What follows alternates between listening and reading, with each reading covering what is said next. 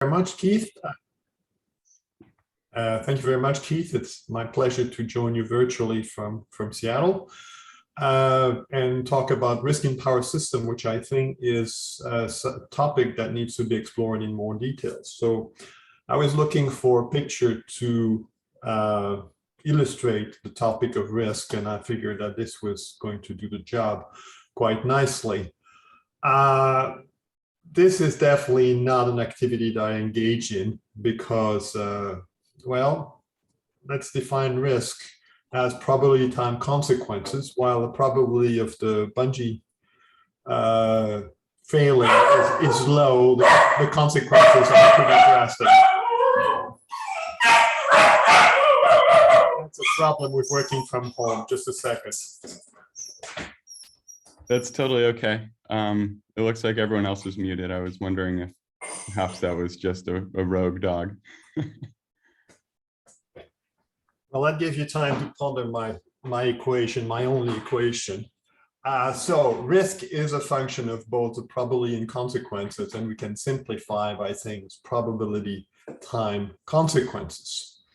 So here's a more soothing picture from the campus of the University of Washington during the summer. And if you have ever been here, we have a wonderful view of Mount Rainier in the back, second highest peak in the lower 48. And after moving to Seattle, I, kept looking at that mountain and thinking, gee, this is really tempting. I really wish I could climb that. But then if you live in Seattle and read the paper, you keep seeing headlines like this. And essentially you have people who die in Mount Rainier every year. So I knew what was going on. So this illustrates another point for my talk. I'm going to assume that when you're talking about risk, we're talking about a rational assessment of risk. There is a rich literature on the perception of risk and the fact that humans are not very rational when they assess risk, but we'll assume here that we're dealing with rational actors. So I looked at the mountain, I looked at the headlines in the paper, and here I am crossing a crevasse or going up Mount Rainier. And it was quite an experience, and essentially illustrates the point that you balance risk and reward. So being there, got the t-shirt, thank you very much. I'm probably not going to do it again. And I've decided I still like the mountain, so I will try to use slightly more sedate path to climb these mountains. So one point about these examples is that the risk that I was facing was really my own choice, and it was not significantly affected by the behavior of others, which is quite different from what we have in power systems. So let's take another example. Let's look at this street sign. It's a street scene. In this scene, we have first different types of agents. We can see we have a taxi cab, we have pedestrians, we have cars, we have a delivery truck, and we even have a cyclist. Now, these different types of agents are sharing an infrastructure. So first of all, there is the big, heavy streets, the big infrastructure, the streets. Then we also have some control infrastructure. In this case, I highlighted the traffic lights. The next point is that these agents have probably different objectives. Some of them may be in a hurry to get someplace quickly. Others may just want to buy a cup of coffee.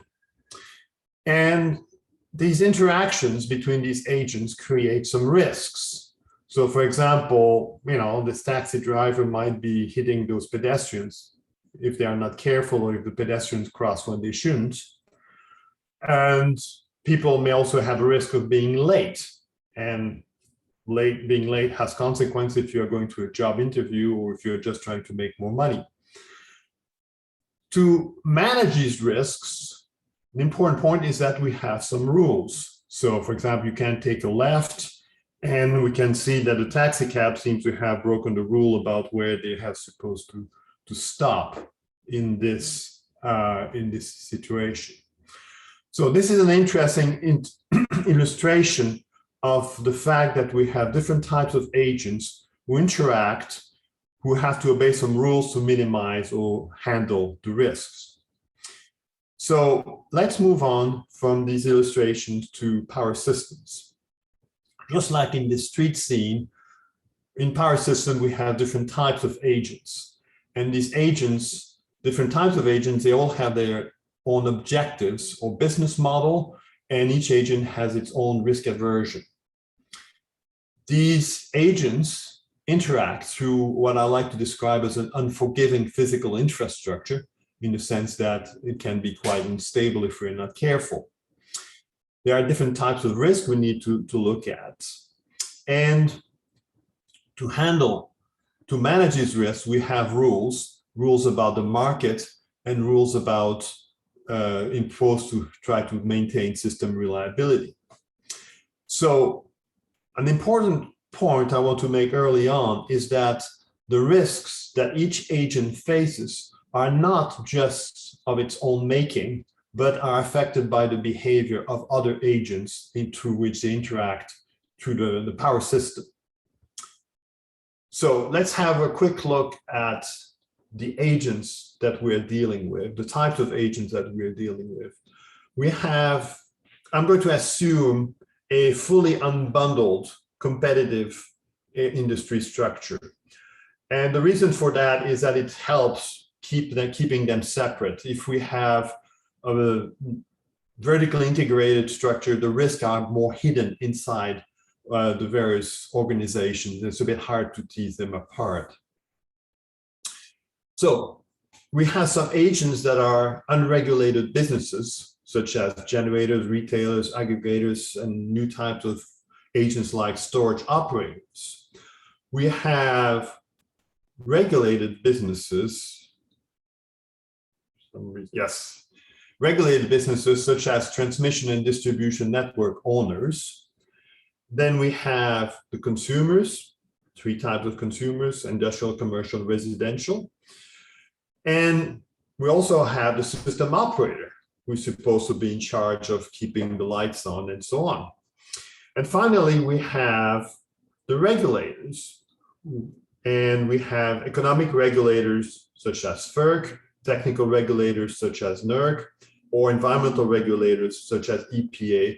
Those are the ones who set the rules, and essentially those are to decide how risks are going to be apportioned among the various participants. So what risks are we talking about? Well, the first risk that comes to mind is the risk of customer outages. But then we also have to talk about the risk of financial losses. And as we're going to see, the two are linked in different ways. Now, there's also a risk of people being killed through electrocution. I'm going to leave that aside and assume that it's dealt with through national electricity safety codes, and because it doesn't really interact with the other types of risks. Another point is that we can take different perspectives on risk. For each type of agent, what I'm going to do is first look at to what risks is it exposed, and then I'm going to look at what risk does it externalize, what risk does it create for other agents in the system. And then I will look at what can it do to mitigate risks both for itself and for others. So let's start with the generators. Well, generators are exposed to a whole set of risks, like higher expected end fuel costs, higher expected investment costs, delays in building construction plant, loss of revenue because a plant fails, lower electricity prices than expected, or losing a market share to competition. I would argue that those are pretty standard business risks that arise in any type of commercial venture. Then you have some risks that are more specific to power systems, which deal with the fact that they are obliged to rely on the grids. For example, being forced to curtail production because of network congestion, or being exposed to low locational marginal prices because, again, network congestions, or being delayed in connecting a new plant to the grid because the network owners have not been able to build enough transmission capacity. So those are more specific to power systems. Now, what's interesting for generators is that the introduction of electricity markets has shifted quite a bit of risk, or when it's done right, the electricity market have shifted quite a bit of these risks from the consumers to their shareholders. In the old vertically integrated model, if something went wrong with the generator, plant was late, or things like that, essentially that cost was passed on to the consumers. And that was particularly evident in the 70s when all of the nuclear power plants were overcost and the price of electricity to consumers went through the roof. So this is an economically efficient thing to do because it incentivizes good decisions. Generators are forced to think twice about making investments if they are not convinced that they will be able to bring them to fruition quickly. So those are the risks that the generators are exposed to, but then they also create risks for others. And that comes from the fact that, as you all know, power produced must be equal to power consumed in the grid. So if I'm a generator and I don't do what I said, what I was going to do, if I deviate from the forecast, well, I create the risk of an imbalance, and creating an imbalance like that increases the risk of power outages. And that can come either from the failure of a large thermal power plant. You know, if a nuclear power plant goes off the grid, that's 1,000 megawatts off in a matter of seconds. But it also comes from the variability of renewable generation. If the wind stops blowing, my wind farm produces less. So those two are probabilistically different. If you want to do a probabilistic analysis of the risk associated with those two different types of imbalances, you use different probabilistic techniques, but they're conceptually similar. So I like to say, let's not make a difference between conventional generators and renewable generators. They both create risks.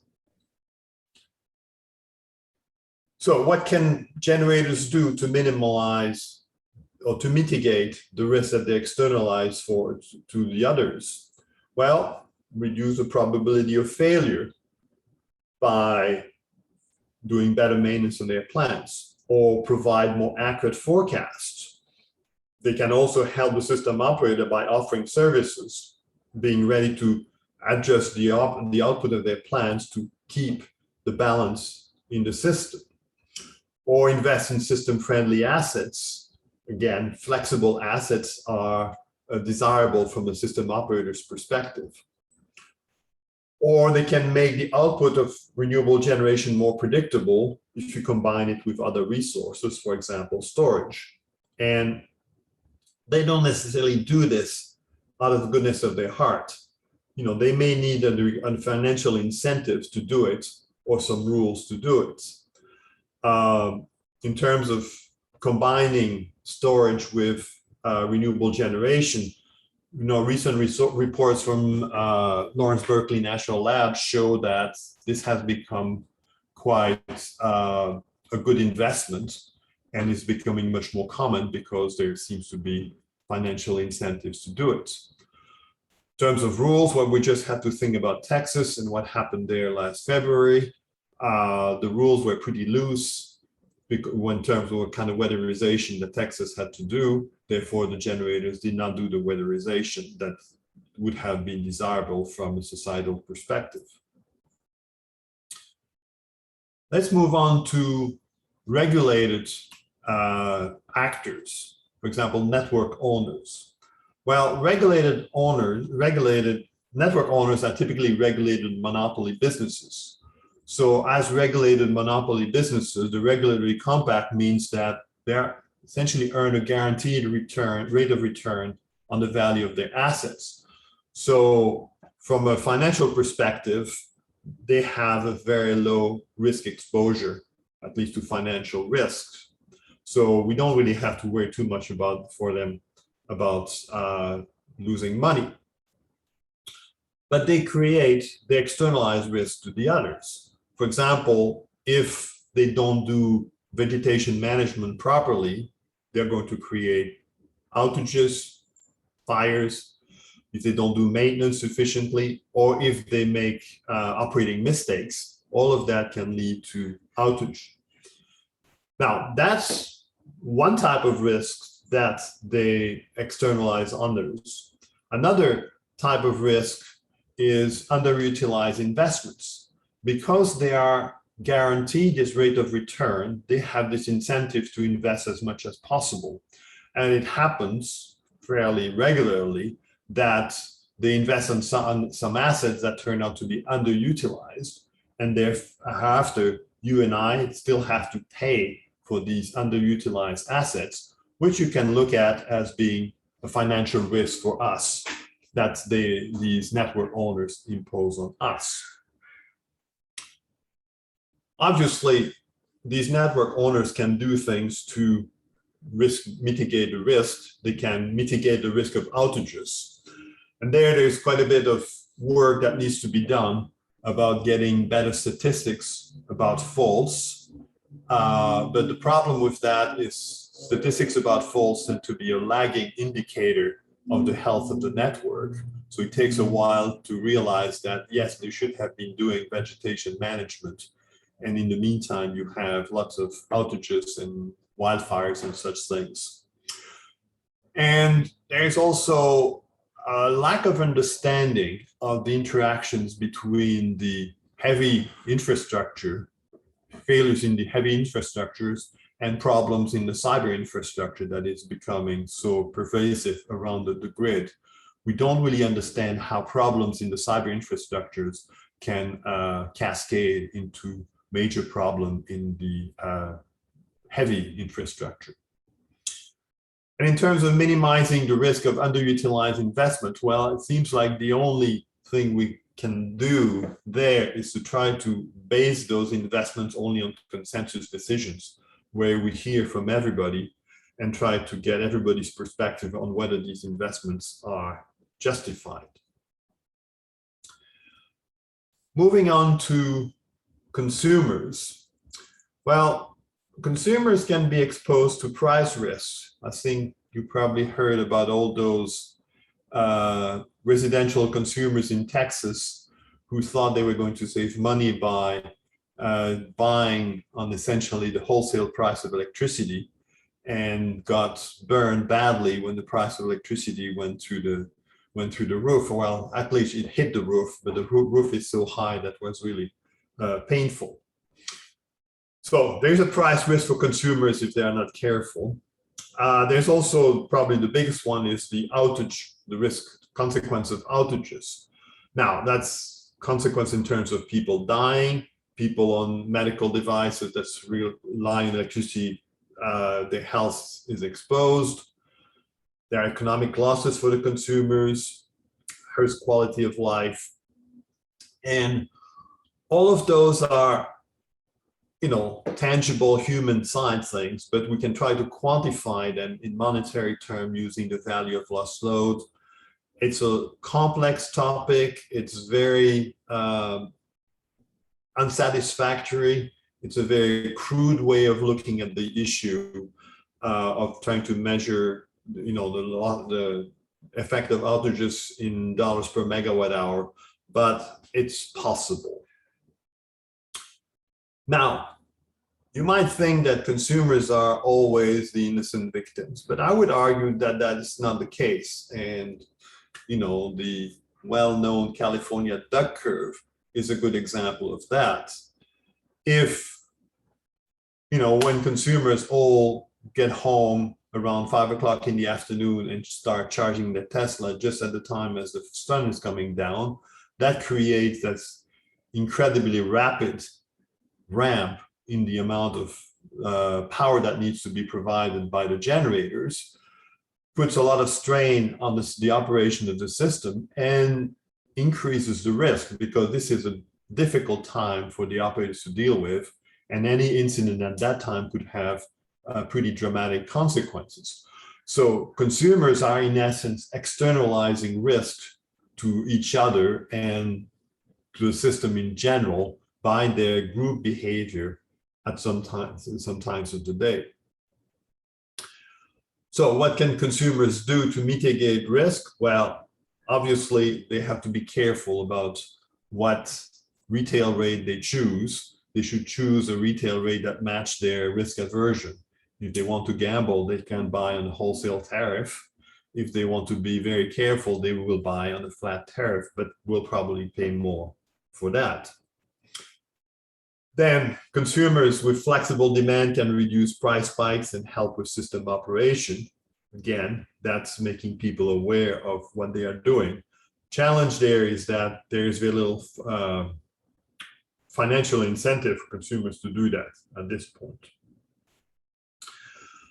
Okay, and then we come to the system operators, and the idea, well, they are there to maintain the system, the reliability of the system. And so they are in charge. So what can they do? Well, system operators can take preventive measures. So they can say to generators, sorry, but if we have this possible contingency, that would create problems. So I'm going to have to limit the amount of power that you can produce tomorrow at that time. So that creates a volume risk for the operators, and also the action of system operators have an impact on the locational marginal prices. So it creates a price risk for the generators and also a price risk for the consumers, but that tends to be a bit more attenuated. I would say all of that is okay because it's written within the market rules.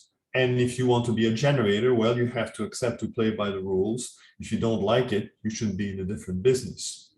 So that's a normal business risk, let's put it that way. The other thing that operators do is take some corrective actions. And to be able to take corrective actions in case of a problem, they need some resources. So for example, they need some resources to deal with contingencies, they need some load following capacity, and they need some frequency regulation capacity, among other things. So they get those resources from generators and other market participants, so they have to pay them for this.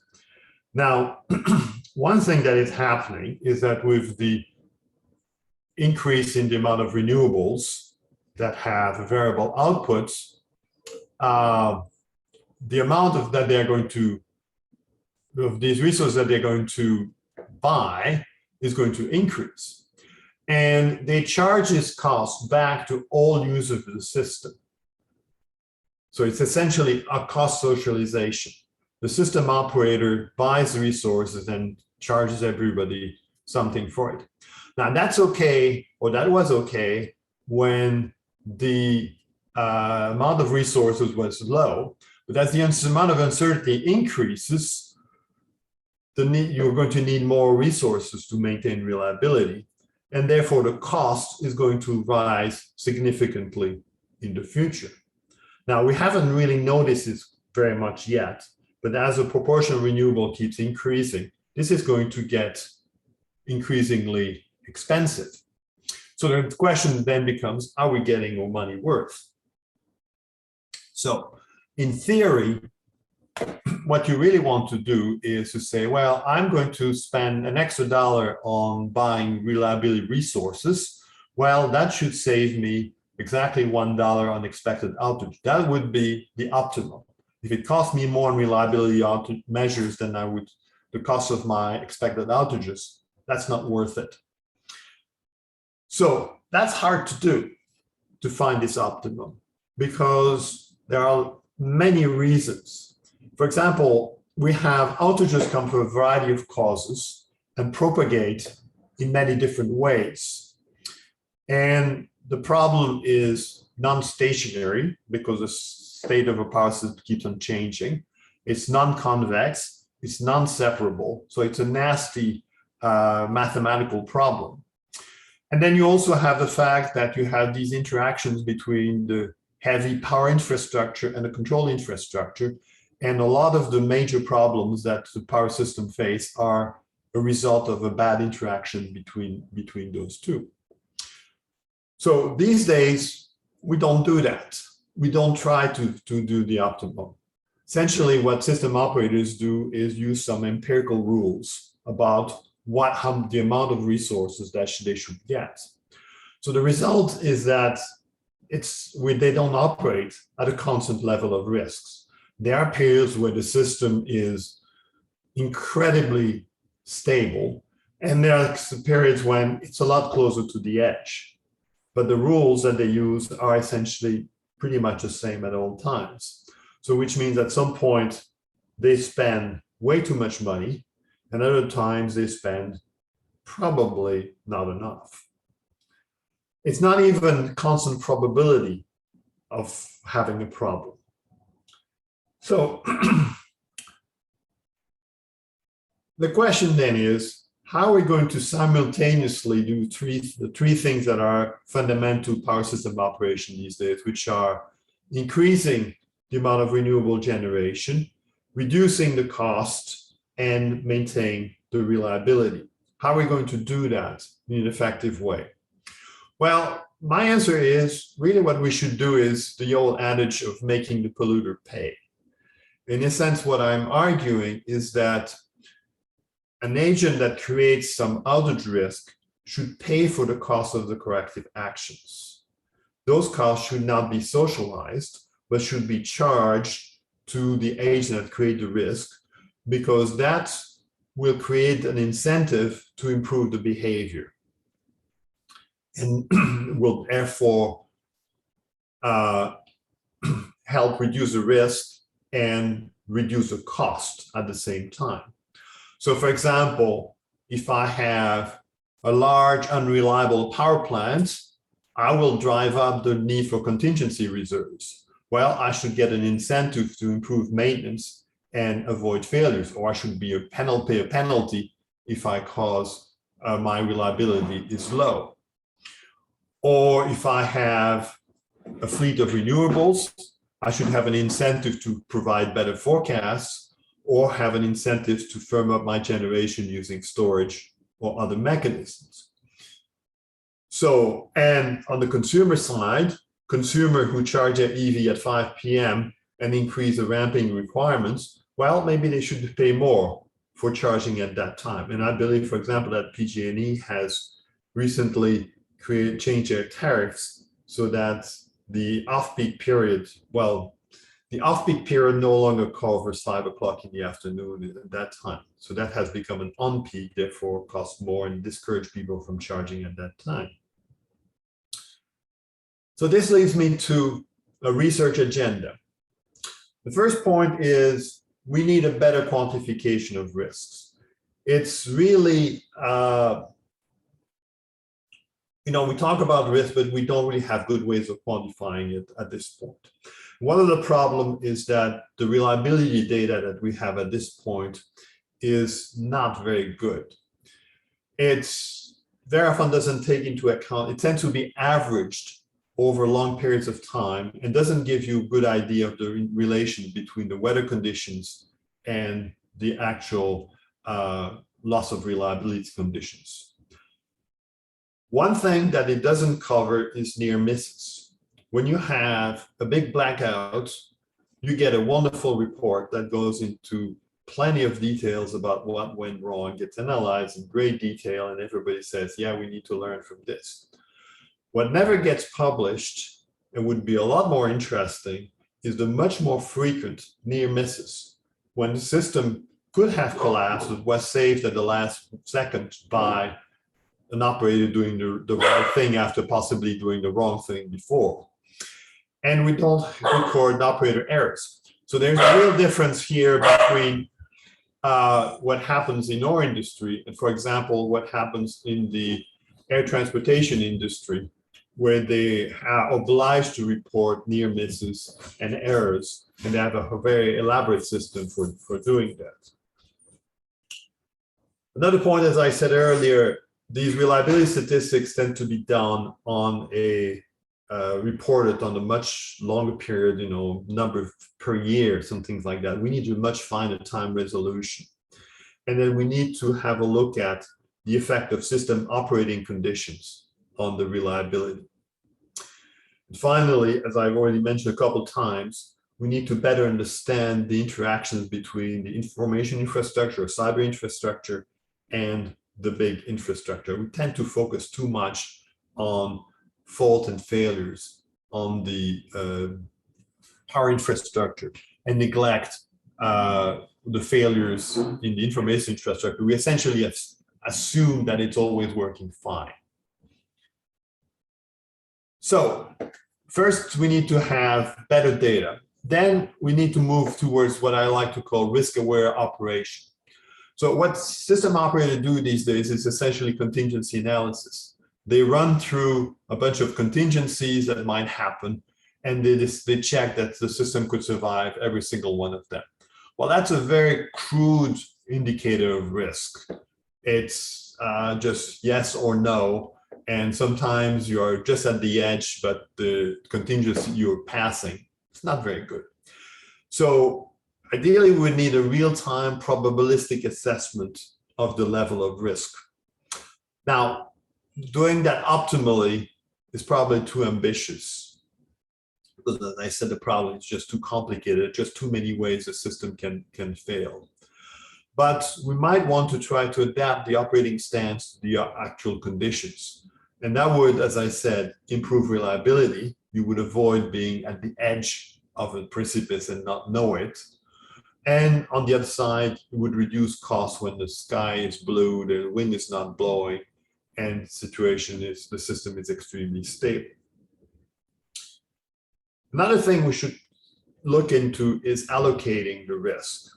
As I said, if we have a robust risk quantification technique, and if we develop a transparent and fair method for disaggregating the risk, essentially being able to tell which agent is really causing risk at each time, then we could come up with some market-based cost chargeback mechanisms that would charge the risk back to the actors and involve all these actors, all the agents in outage risk management. So I reach my conclusions. I think I have made the point that risk in power systems is a challenging topic because we have multiple agents with different objectives. We are dealing with multiple timescales. Some aspects are in the planning timescales where we decide what assets need to be built. Others are essentially real time, involve decisions that humans can't make because they are too fast. And also, it's complex because we have these interactions through this physical infrastructure that links the actions of all these agents. I think we need to work on trying to get a better understanding of where risks originate and how to allocate these risks. And I think that's going to be essential to maintain reliability in the future, control the costs, and facilitate the integration of more renewable resources. And the final point is that ultimately, what determines risk is the rules. The rules that determine what risk each agent faces and what risk it's allowed to put on others. And for me, the Texas freeze of last February is a perfect example of that.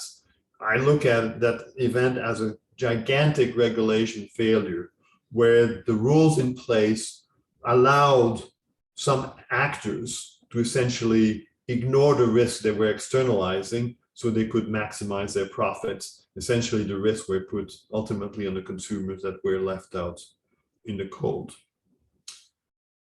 So if you want to more details, I have published a paper that covers a lot of this material, and I'd be happy to answer your questions.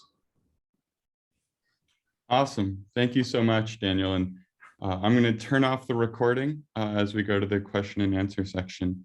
But thank you so much.